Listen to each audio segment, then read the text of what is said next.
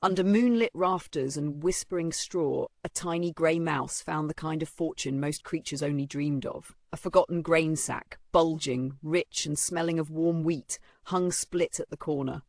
And beneath that corner, a hole barely wide enough for whiskers, carved long ago by hunger and desperation.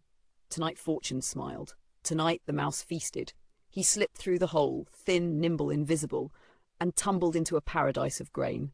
Kernels rained like treasure, soft hills of golden food gathered in piles like dunes. He ate and ate and ate. Each nibble filled him, each swallow lit his eyes brighter.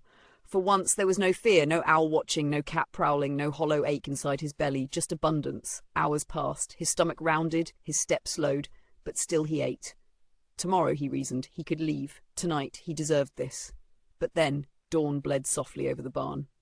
Morning creaked through the rafters. He waddled to the hole he'd entered through, squeezed and stopped. It was tight. He tried again, harder. His ribs pressed, fur snagged, breath thinned. He shoved, panic rising like heat under his skin. He backed away, heart hammering. Had the hole shrunk? No. He had grown. Suddenly he heard footsteps, heavy ones.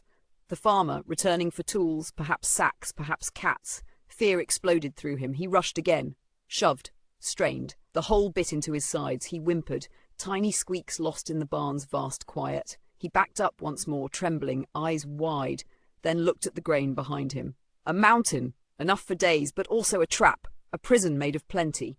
The first kernels tasted different now, stale, bitter, punishing, but he knew what he had to do. With shaking paws he began to gnaw at just a few, then forced himself to stop. He walked in circles, paced, waited. Hunger returned, sharper, uncomfortable. But slowly, days later, he grew smaller.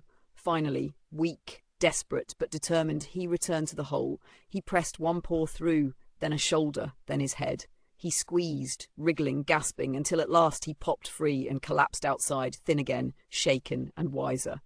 He looked back at the barn, the dangling sack, the shining promise of too much, and turned away. Sometimes what traps us doesn't look like fear or jaws or chains. Sometimes it looks like everything we ever wanted. And so he scurried toward the fields, lean but freer, carrying a truth deeper than hunger.